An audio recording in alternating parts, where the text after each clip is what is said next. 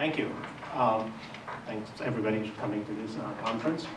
So as you can tell, I do not look like William or Mark Sanders or Thomas Pango.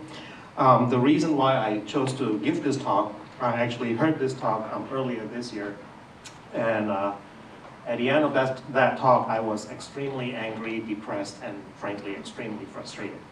So psychologically speaking, it's never a really good idea to harbor that kind of negative feeling by yourself.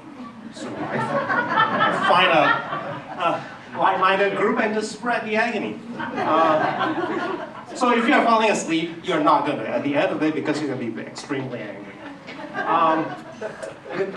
On a more serious note, this is extremely important. We have heard for 4 years, and including this morning, what we have done, all the valiant efforts that have been put in to ensure quality.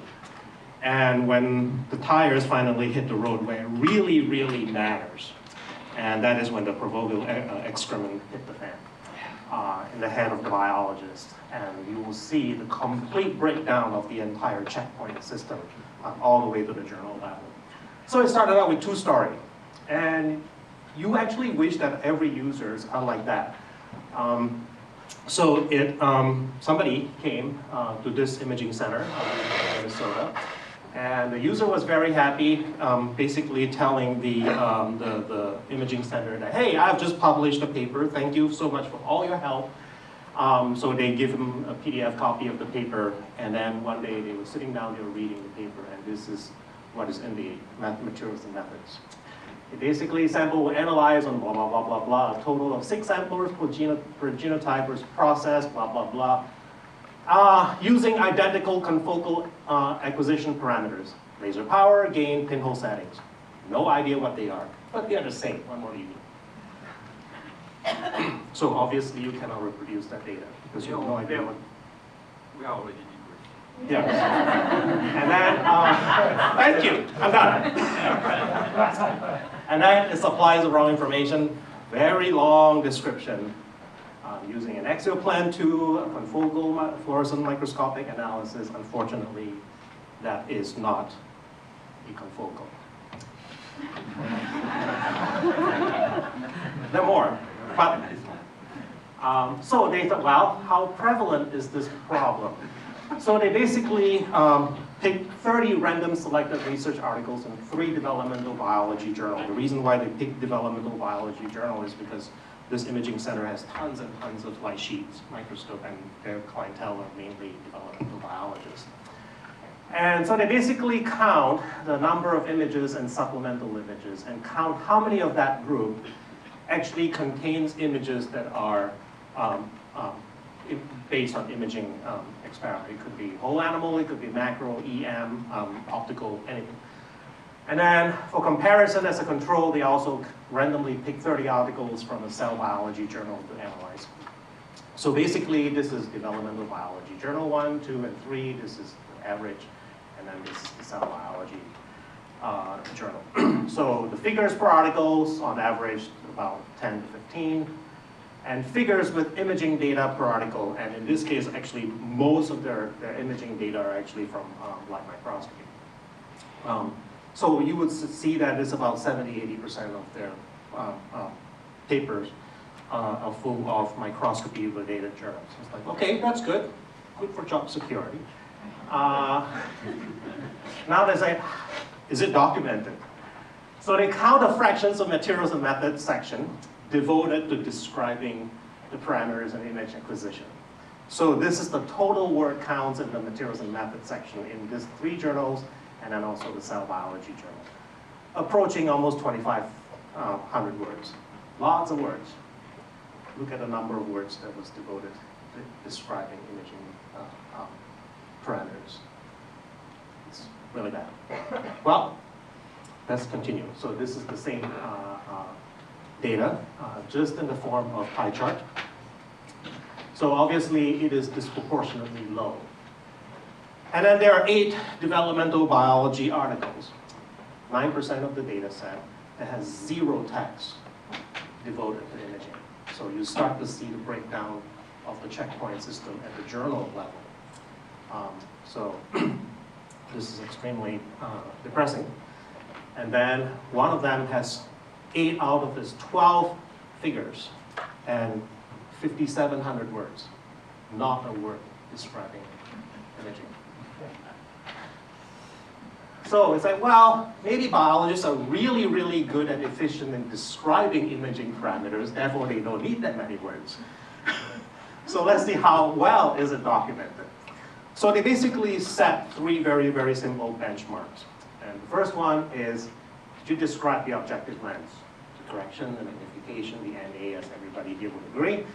And then the second one is a digitization sampling. You have enough information to describe the voxel pitch of the images. And then the next one is the spectral setting. Your laser, your filters, everything. And then they set a ridiculously forgiving standard.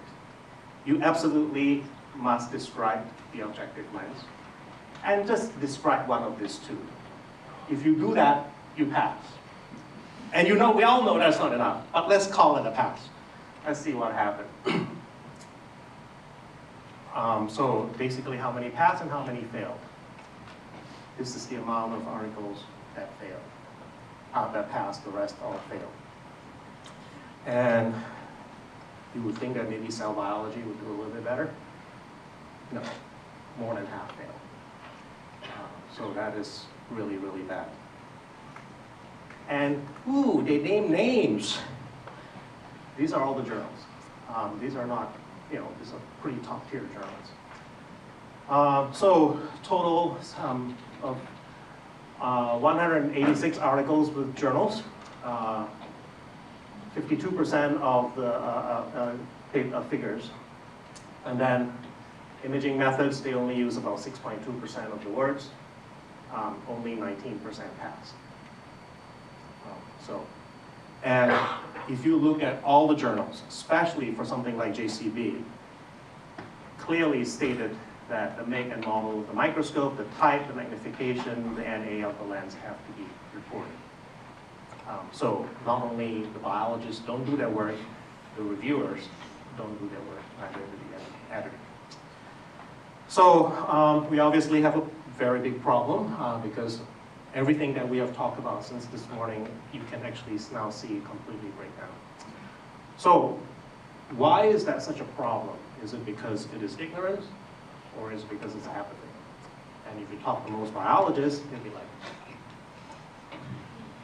so it's both, right? So as a community, we have to do something. And I think a lot of the problem, the reason why they don't care, they would rather spend words after words to describe SDS page, which is one technique that you really don't need to describe anyone. Is simply because they really don't know the importance of reporting, right? They don't know how those parameters will actually affect the reproducibility of the data. And likewise, the reviewers don't enforce the existing guideline because they themselves don't appreciate the importance of these parameters. And more importantly, we have just talked about image acquisition. That is actually parameters that is very easy to get to. Wait till we look at, I don't even have the heart to look at image processing part of the underreporting. So I think it is important, we as a community, explain why certain parameters in acquisition and also image processing matters. And therefore creating a benchmark for reporting that makes sense to the biologist why it is important. And so we are waiting for Mark Sanders to basically publish this paper. And while we are waiting, we have written 2 back-to-back manuscripts, just waiting to cite that paper so that we can actually explain why each of those parameters matter. And if you don't report it, why nobody else can reproduce your data. So that's number 1, so we're just waiting. And then I really think this is where global bioimaging can come in. Because I think we have to implement the guidelines that are already in place. And that is really not asking too much of the journal. You set the guideline yourself, implement it. And identify the utilization of core facility during manuscript and grant submission. I'm not sure how many of you actually know that for a very short period of time, Journal of Cell Biology, when you're submitting your manuscript to JCB, there's actually a checklist where you can actually check to see whether or not you have used the imaging core facility. And if so, when your paper is accepted by the primary 3 reviewers, it will be reviewed again by one of the selected imaging core facility manager, just to make sure that all the parameters are there. After 2 months, from serious pushback from the biology community, that guideline was removed.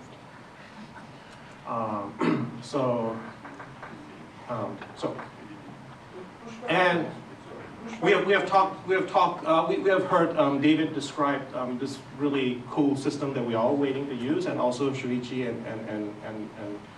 and Jason talking about various things that hopefully can be more automated. But just as a suggestion, for all the core facility, in front of each and every microscope, just print out a copy of what you would like your user to describe that instrument if they use it.